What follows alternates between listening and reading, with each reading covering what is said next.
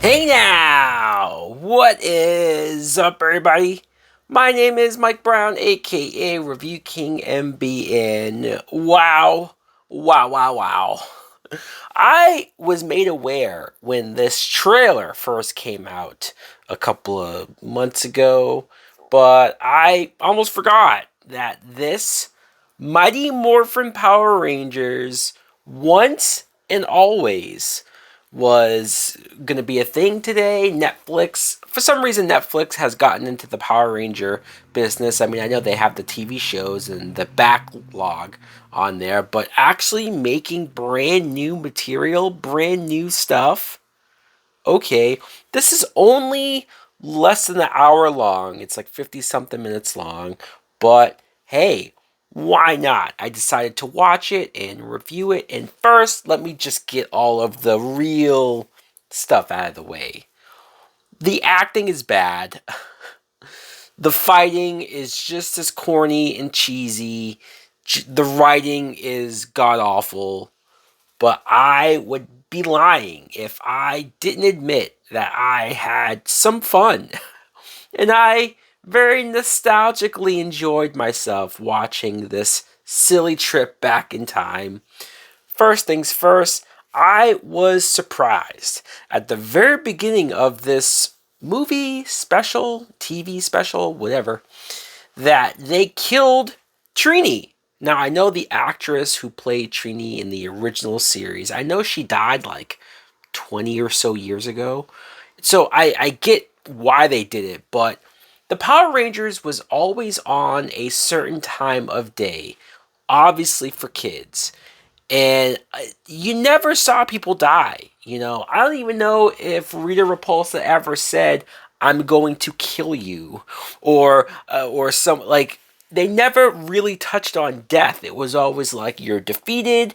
It was always you will be destroyed, but actual death.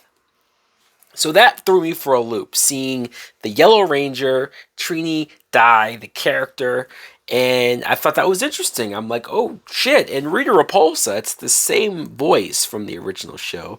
She's now like a robot, which threw me for a loop, but they explained that.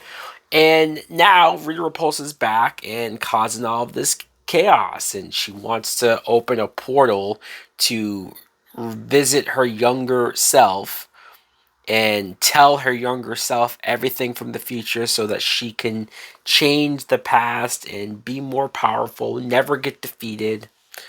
And look, is it disappointing that we only got the original Blue Ranger and Black Ranger? Yes, right? You have Billy and Zach, who I liked the actors.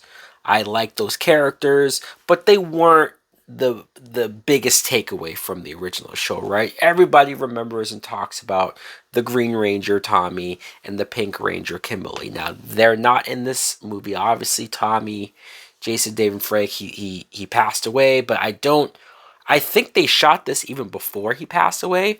So I believe him and Kimberly just turned this down, said no thank you, we're too old for this shit, or maybe the money wasn't enough.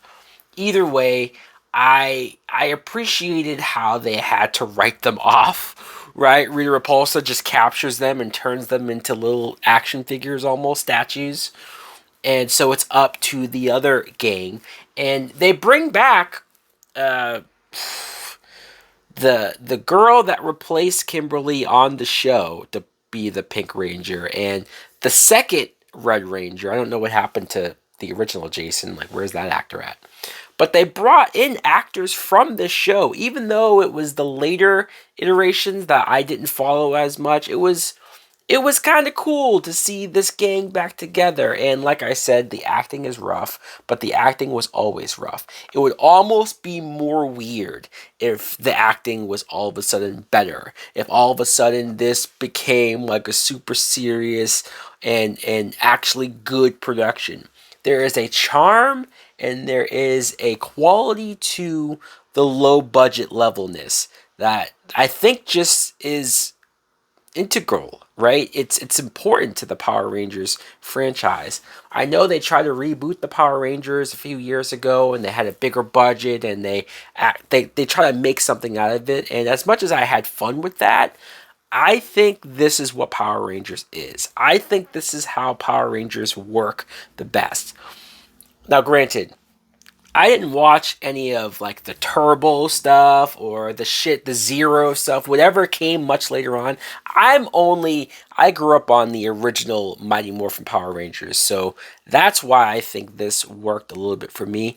Look, I'm not saying that, I'm not pretending that it was good. I'm not pretending like anybody can just come in and watch this and be satisfied or entertained. This is definitely only made for either Power Rangers fans or specifically like me, fans of that 90s show.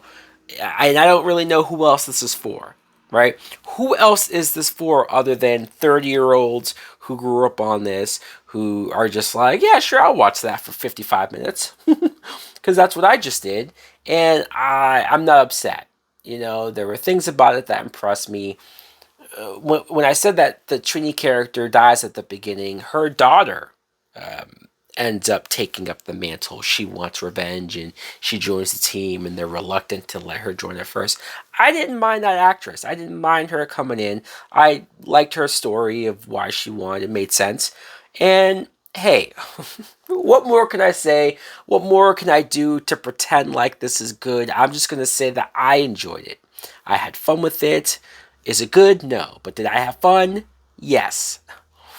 Would it have been better if we had Kimberly and Tommy? Yes. But it is what it is. For what they had, they made it work. And I'm not even fully confident by saying that, but I am saying it.